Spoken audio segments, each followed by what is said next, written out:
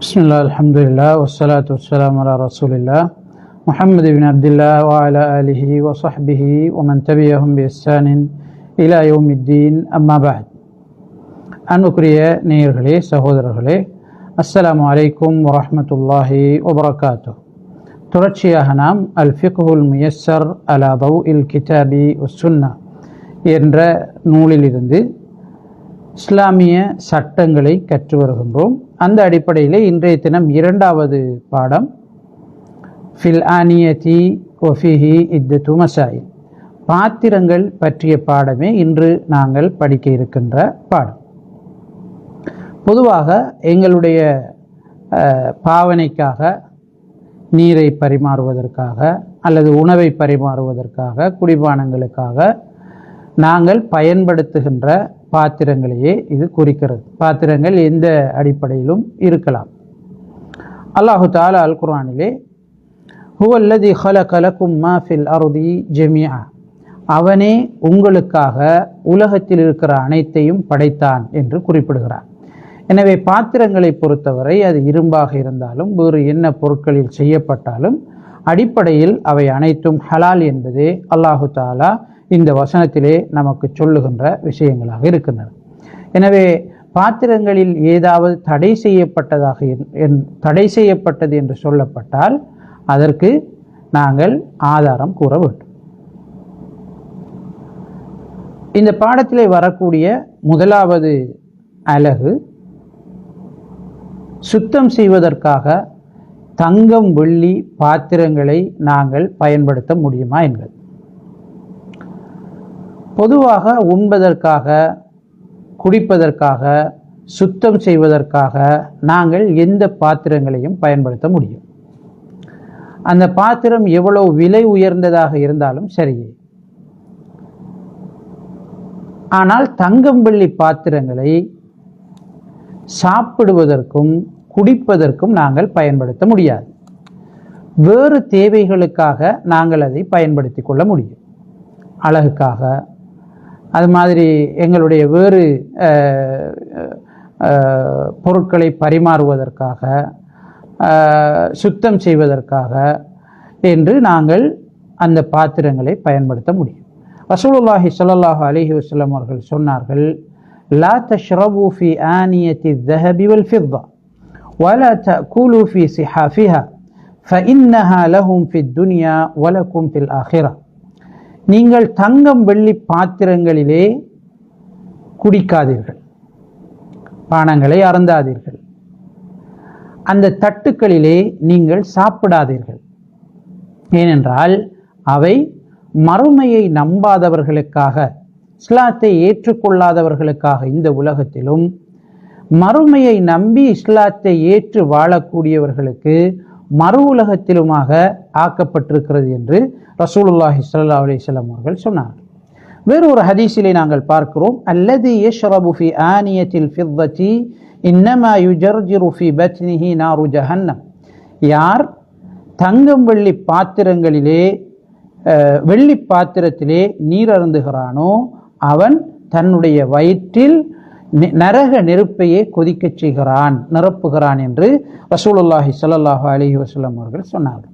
எனவே இந்த ஹதீஸுகளின் ஊடாக தங்கம் வெள்ளி பாத்திரங்களிலே நாங்கள் உணவருந்துவதும் குடிப்பதும் முற்றாக தடை செய்யப்பட்டிருக்கிறது என்பதோடு அது அல்லாத தேவைகளுக்காக அந்த பாத்திரங்களை பயன்படுத்தி கொள்ளலாம் என்பது தெளிவாகிறது.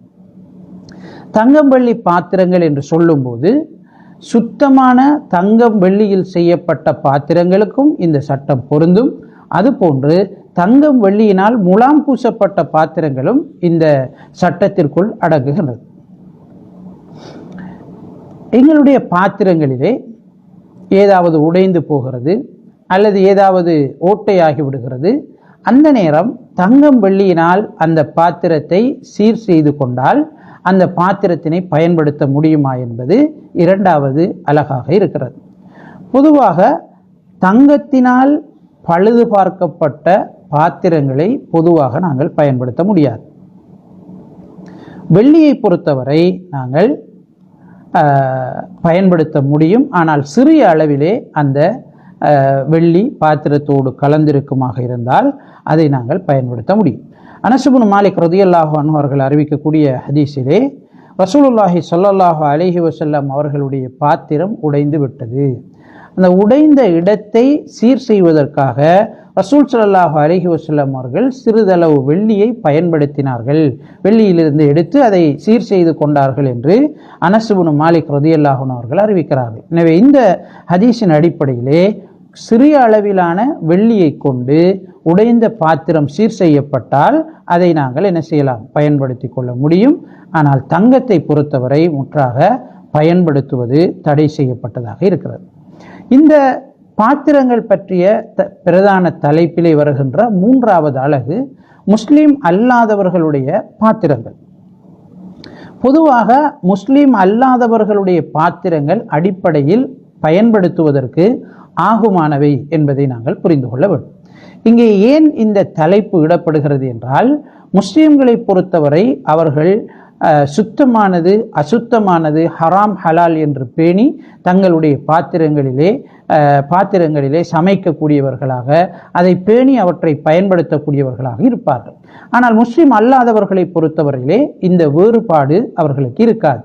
எனவே அந்த பாத்திரங்களை நாங்கள் பயன்படுத்த முடியுமா, அதிலே இஸ்லாத்தினுடைய நிலைப்பாடு என்ன என்று தெரிந்து கொள்வது அவசியமாகின்றது. ரசூலுல்லாஹி ஸல்லல்லாஹு அலைஹி வஸல்லம் அவர்களிடம் அபூ ஸஅலபா அல் குஷனி ரலியல்லாஹு அன்ஹு அவர்கள் கேட்கிறார்கள், அல்லாஹ்வின் தூதரே, நாங்கள் யூதர்கள் கிறிஸ்தவர்கள் வாழக்கூடிய ஒரு பிரதேசத்திலே வாழுகிறோம். அவர்கள் பயன்படுத்தக்கூடிய பாத்திரங்களிலே நாங்கள் உணவருந்த முடியுமா என்று கேட்கிறார்கள். ரசூலுல்லாஹி ஸல்லல்லாஹு அலைஹி வஸல்லம் அவர்கள் சொன்னார்கள், அதிலே நீங்கள் உணவருந்தாதீர்கள். வேறு பாத்திரங்கள் உங்களுக்கு கிடைக்கவில்லை என்றால் அந்த பாத்திரங்களை எடுத்து கழுவிவிட்டு நீங்கள் அதிலே சாப்பிடுங்கள் என்று ரசூலுல்லாஹி ஸல்லல்லாஹு அலைஹி வஸல்லம் அவர்கள் சொல்கிறார்கள். எனவே நாங்கள் அந்த பாத்திரங்களை பயன்படுத்த முடியும். அந்த பாத்திரங்களிலே நஜீஸ் சமைக்கப்படுகிறது அல்லது பரிமாறப்படுகிறது என்பது எங்களுக்கு உறுதியாக தெரியாத வரை நாங்கள் அந்த பாத்திரங்களை பயன்படுத்த முடியும். ஆனால் தெரிய வந்துவிட்டது என்றால், நஜீஸ் இதிலே பயன்படுத்தப்படுகிறது என்று தெரிய வந்துவிட்டது என்று சொன்னால், நாங்கள் அந்த பாத்திரங்களை வேறு பாத்திரங்கள் இல்லாத போது, எங்களுக்கு வேறு பாத்திரங்கள் கிடையாது என்று சொன்னால் அந்த பாத்திரங்களை முறையாக கழுவிவிட்டு பயன்படுத்த முடியும். ரசூலுல்லாஹி ஸல்லல்லாஹு அலைஹி வஸல்லம் அவர்களும் சஹாபாக்களும் ஒரு முஷ்ரிக்கான பெண்ணுடைய பாத்திரத்திலே வுது செய்தார்கள் என்று நாங்கள் பார்க்கிறோம். அதுபோன்று ரசூலுல்லாஹி ஸல்லல்லாஹு அலைஹி வஸல்லம் அவர்களை ஒரு யூத பெண்மணி உணவு கொடுப்பதற்காக அழைத்தார். சமைக்கப்பட்ட உணவு அவர்களுக்கு பரிமாறப்பட்டது. நபி ஸல்லல்லாஹு அலைஹி வஸல்லம் அவர்கள் அதற்கு சென்றார்கள். அப்படி என்றால் பாத்திரங்களை பயன்படுத்துவது தடை கிடையாது. ஆனால் அந்த பாத்திரங்கள் நஜீஸுக்கு பயன்படுத்தப்படாதவையாக, அல்லது அந்த பாத்திரங்களை உபயோகிப்பவர்கள் நஜீஸை பயன்படுத்தாதவர்கள் அல்லது பயன்படுத்த மாட்டார்கள் என்ற நம்பிக்கையோடு அது இருக்குமாக இருந்தால் அவற்றை நாங்கள் பயன்படுத்தி கொள்ள முடியும். பாத்திரங்களிலே இருக்கின்ற இன்னும் ஒரு வகைதான் மிருகங்களினுடைய தோள்களினால் செய்யப்படக்கூடிய பாத்திரங்கள். ரசூலுல்லாஹி ஸல்லல்லாஹு அலைஹி வஸல்லம் அவர்களும் சஹாபாக்களும் ஒரு தடவை செத்த ஒரு ஆட்டின் பால் நடந்து செல்கிறார்கள், செத்த ஒரு ஆட்டை கடந்து செல்கிறார்கள். இப்போ நபி ஸல்லல்லாஹு அலைஹி வஸல்லம் அவங்க கேட்டாங்க, யாராவது ஒருவர் இதை எடுத்து அதனுடைய தோலை பதப்படுத்தி பயன்படுத்தி கொள்ளக்கூடாதா, பயனடையக்கூடாதா என்று சொல்கிறார்கள். இப்போ சஹாபாக்கள் சொன்னாங்க, அல்லாஹ்வின் தூதரே, இன்னஹா மய்யிதா, அது செத்ததாச்சே, செத்திருக்கிறது என்று சொன்னார்கள். ரசூலுல்லாஹி ஸல்லல்லாஹு அலைஹி வஸல்லம் அவங்க சொன்னாங்க, ஃபஇன்னமா ஹரும அக்குலுஹா, செத்தவற்றை பொறுத்தவரை அதனுடைய மாமிசத்தை உண்பதுதான் ஹராம், அதனை சாப்பிடுவதுதான் ஹராமாகும். எந்த ஒரு மிருகமாக இருந்தாலும் அதனுடைய தோலை நாங்கள் பதப்படுத்தினால் அதை பயன்படுத்தி கொள்ள முடியும் என்று ரசூலுல்லாஹி ஸல்லல்லாஹு அலைஹி வஸல்லம் அவர்கள் சொல்லக்கூடிய செய்தியை நாங்கள் பார்க்கிறோம். மிருகங்களினுடைய முடிகளை பொறுத்தவரையிலே எந்த மிருகங்கள் உண்பதற்கு எங்களுக்கு ஆகுமாக்கப்பட்டிருக்கிறதோ அந்த மிருகங்களினுடைய முடிகள் பிரச்சனை கிடையாது, அது சுத்தமானவை, அவற்றை நாங்கள் பயன்படுத்தி கொள்ள முடியும். எனவே பொதுவாக இந்த மிருகங்களினுடைய தோள்களினால் செய்யப்பட்ட பாத்திரங்கள் விடயத்திலே நாங்கள் சுருக்கமாக சொல்வதாக இருந்தால், எந்த மிருகங்களை நாங்கள் உண்பது ஹலாலாகி இருக்கிறதோ, ஹலாலாக்கப்பட்டிருக்கிறதோ, அந்த மிருகங்களினுடைய தோள்களை பதப்படுத்தி பாத்திரங்களுக்கோ வேறு தேவைகளுக்கோ பயன்படுத்தி கொள்ள முடியும். உண்பதற்கு தடை செய்யப்பட்ட மிருகங்களினுடைய தோள்களை பயன்படுத்த முடியாது என்பதை இந்த செய்தி நமக்கு இந்த தலைப்பிலே சுருக்கமாக நாங்கள் தெரிந்து கொள்கிறோம். இந்த நூலிலே இருக்கின்ற அடுத்த பிரதானமான தலைப்பு எங்களுடைய மலஜலம் கழிக்கின்ற அவசர தேவைகளை நாங்கள் சரி செய்து கொள்கிற நேரம் கவனிக்க வேண்டிய ஒழுங்குகள் சம்பந்தமான பாடம். பொதுவாக மலஜலம் கழிக்கிற நேரம் சுத்தப்படுத்துதல் என்று வருகிற போது இரண்டு விதமாக அவற்றை நாங்கள் சுத்தப்படுத்தலாம். ஒன்று, தண்ணீரை பயன்படுத்தி சுத்தப்படுத்தி கொள்ளலாம், அல்லது தண்ணீருக்கு நிகரான கல் அல்லது டிஷ்யூ, துணிகள், இது போன்று நீரை உறிஞ்சக்கூடிய எந்த பொருளையும் பயன்படுத்தி நாங்கள் என்ன செய்யலாம், எங்களை சுத்தப்படுத்தி கொள்ள முடியும்.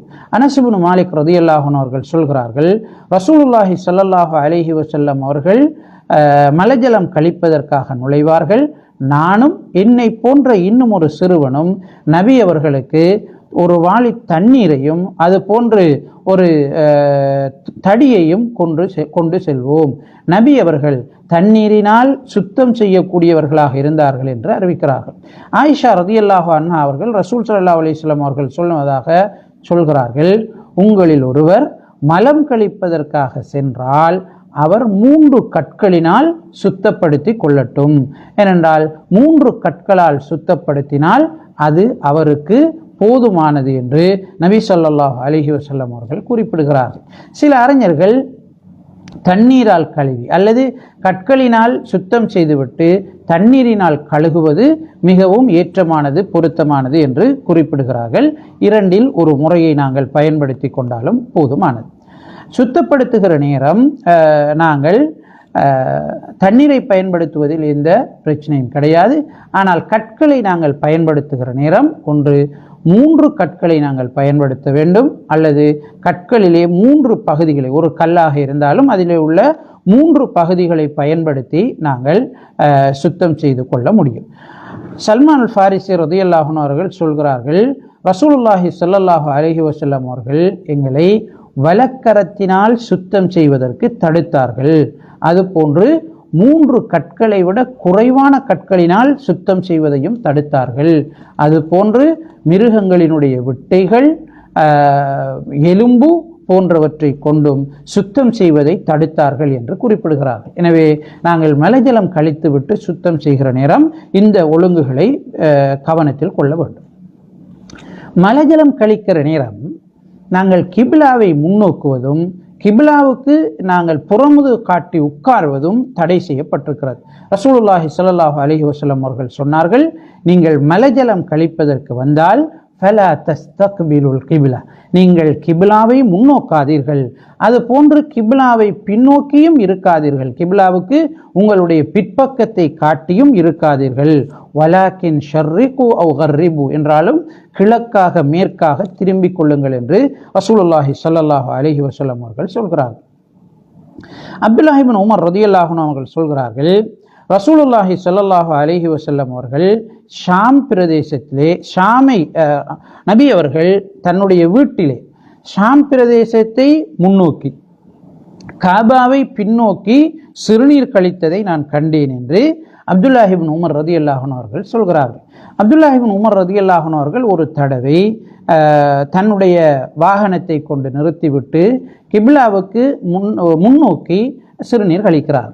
அப்போது மர்வானுல் அஸ்கர் என்று சொல்லக்கூடியவர் அப்துல்லாஹ் இப்னு உமர் ரலியல்லாஹு அன்ஹு அவர்களிடம் கேட்கிறார், அபு அப்துர் ரஹ்மான் அவர்களே, கிப்லாவை முன்னோக்கி சிறுநீர் கழிப்பது தடை செய்யப்பட்டிருக்கிறது அல்லவா என்று கேட்கிறார்கள்.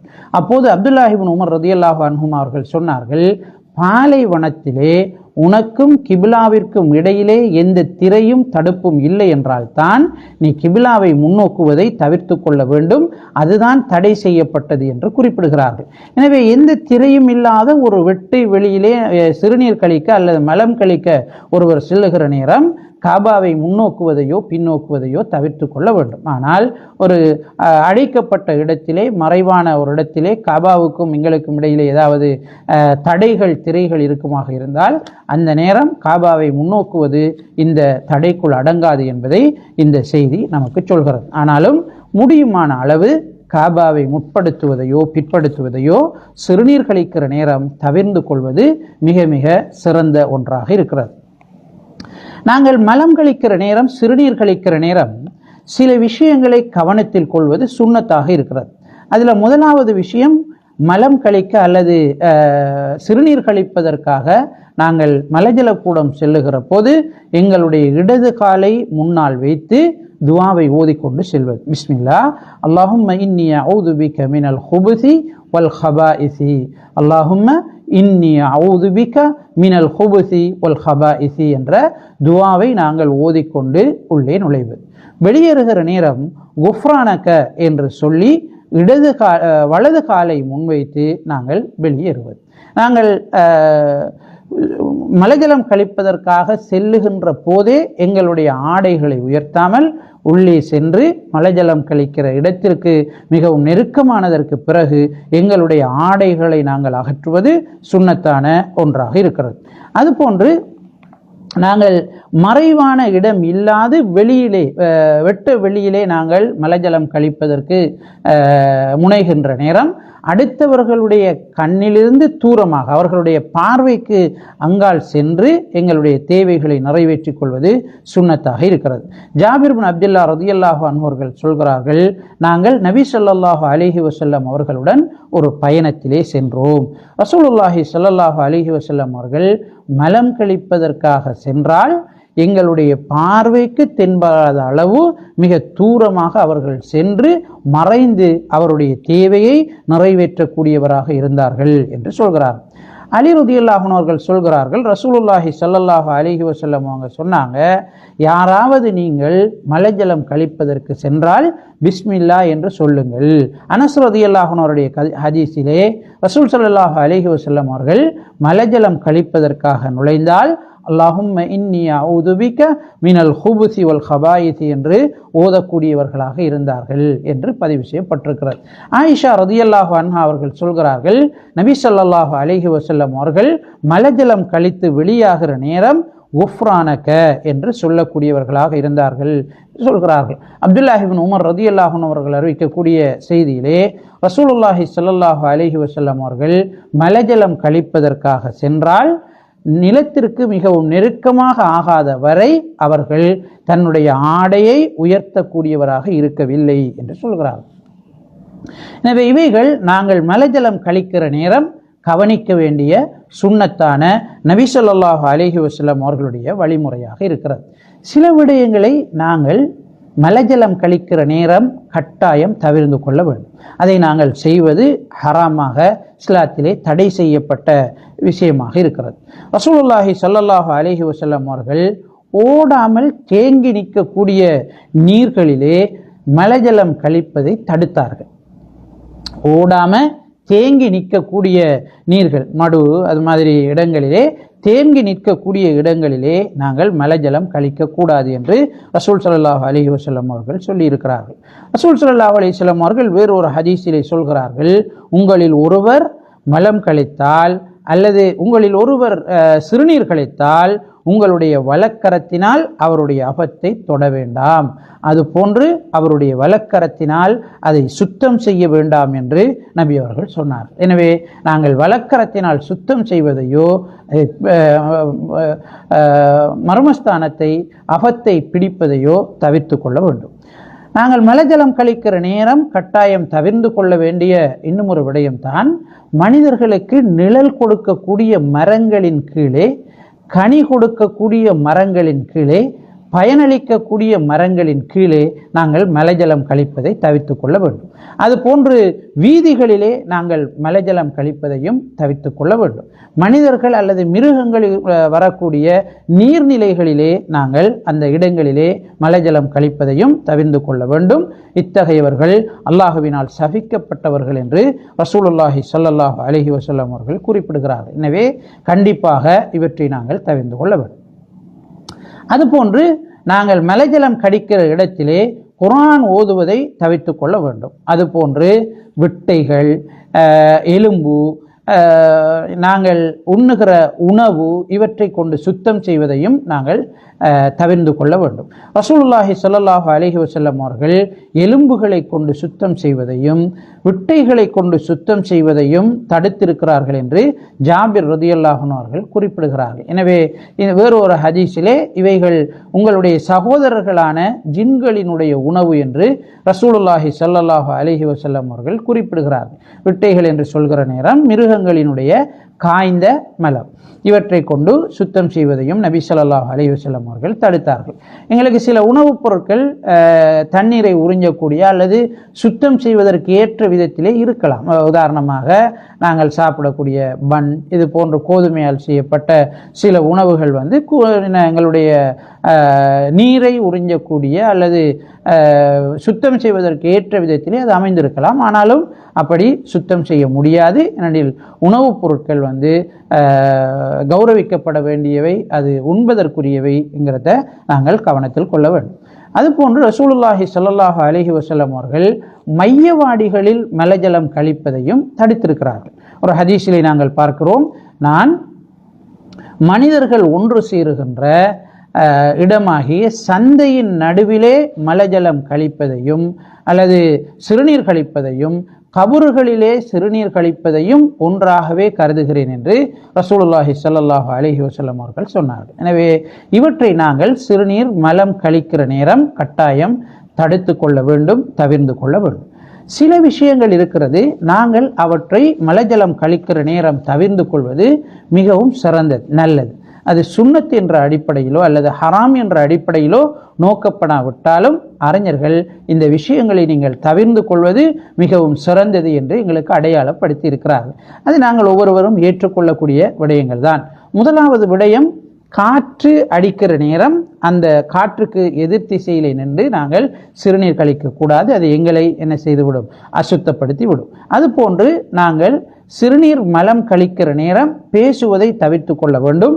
ரசூலுல்லாஹி ஸல்லல்லாஹு அலைஹி வஸல்லம் அவர்கள் சிறுநீர் கழிக்கிற நேரம் ஒரு மனிதர் என்ன செய்கிறார், நடந்து செல்கிறார், நபி அவர்களுக்கு சலாம் சொல்கிறார், நபி அவர்கள் அதற்கு பதில் சொல்வதை தவிர்த்து கொள்கிறார்கள். அதுபோன்று பூமியிலே மரங்களிலே இருக்கின்ற வெடிப்புகள் அல்லது பொந்துகளிலே நாங்கள் சிறுநீர் கழிப்பதையோ மலம் கழிப்பதையோ தவிர்த்து கொள்ள வேண்டும். ரசூலுல்லாஹி ஸல்லல்லாஹு அலைஹி வஸல்லம் அவர்கள் இந்த மாதிரி இடங்களிலே சிறுநீர் கழிப்பதை தடுத்தார்கள் என்று அப்துல்லா ரலியல்லாஹு அன்ஹு அவர்கள் அறிவிக்கிறார்கள். அப்ப அப்துல்லா ரலியல்லாஹு அன்ஹு அவர்களிடமிருந்து ஹதீஸை அறிவிக்கக்கூடிய கத்தாதா அவர்களிடம் ஃபமா பாலுல் ஜுஹர், இந்த பொந்துகள் அல்லது இந்த பூச்சிப்புழுக்கள் ஏற்படுத்தி இருக்கக்கூடிய அந்த இடங்களுடைய பிரச்சனை என்ன, அதில் ஏன் சிறுநீர் கழிக்கக்கூடாது என்று கேட்கப்பட்ட போது கத்தாதா ரஹிமஹுல்லா அவர்கள் சொல்கிறார்கள், யுகாலு இன்னஹா மசாக்கினுல் ஜின், அது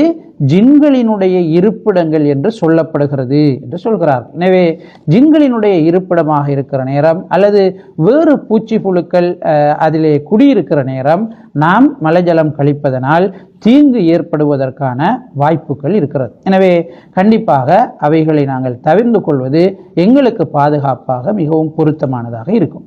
அதுபோன்று நாங்கள் மலஜலம் கழிக்க செல்கிற நேரம் அல்லாஹுடைய பெயரை எழுதியிருக்கின்ற அல்லது குர்ஆன் வசனங்களை எழுதியவற்றை மலஜலம் கழிக்கின்ற இடத்திற்கு கொண்டு செல்வதை தவிர்த்து கொள்ள வேண்டும். அதுபோன்று குர்ஆனை கொண்டு செல்வதற்கும் நாங்கள் தவிர்த்து கொள்ள வேண்டும். ரசூலுல்லாஹி ஸல்லல்லாஹு அலைஹி வஸல்லம் அவர்கள் மலஜலம் கழிப்பதற்காக சென்றால் தன்னுடைய கையிலே இருந்த மோதிரத்தை கலட்டிவிட்டு செல்வார்கள் என்று ஹதீஸிலே நாங்கள் பார்க்கிறோம். ஏனென்றால் அதில் ரசூலுல்லாஹ் என்று அதிலே என்ன செய்யப்பட்டிருந்தது, அடிக்கப்பட்டிருந்தது. அதனால் நபி ஸல்லல்லாஹு அலைஹி வஸல்லம் அவர்கள் அதை கலட்டி வைத்துவிட்டு செல்பவர்களாக இருந்தார். சில பொருட்கள் இருக்கிறது தவிர்க்க முடியாது, அதை நாங்கள் கொண்டு சென்று தான் ஆக வேண்டும். சில அரபு நாட்டினுடைய நாணயத்தாள்கள் அதில் என்ன செய்யும், லா இலாஹ இல்லல்லாஹ் என்று அடித்திருப்பார்கள், அல்லது பிஸ்மில்லா என்று அடித்திருப்பார்கள், அல்லது அர் ரஹ்மான் என்று அல்லாஹ்வுடைய பேர் இருக்கும். அப்போ இந்த இதில் நாங்கள் வெளியில் வச்சு போட்டு போனால் அதை என்ன செய்யும், திருடு போகிறதுக்கான வாய்ப்பு இருக்கும். எனவே தவிர்க்க முடியாத இக்கட்டான நிலைகளிலே நாங்கள் கொண்டு செல்ல முடியும். ஆனால் முடியுமான அளவு அதை தவிர்ந்து கொள்வது மிக சிறந்ததாக இருக்கிறது. வல்லோன் அல்லாஹு தஆலா சரியான அடிப்படையிலே இஸ்லாமிய சட்டங்களை நடைமுறைப்படுத்தி வாழ்வதற்கு எனக்கும் உங்களுக்கும் அருள் செய்வானாக. ஆமீன் ஆமீன். வஆகிரு தஅவானா அனில் ஹம்துலில்லாஹி ரப்பில் ஆலமீன். வஸ்ஸலாமு அலைக்கும் வரஹ்மத்துல்லாஹி வபரகாத்துஹு.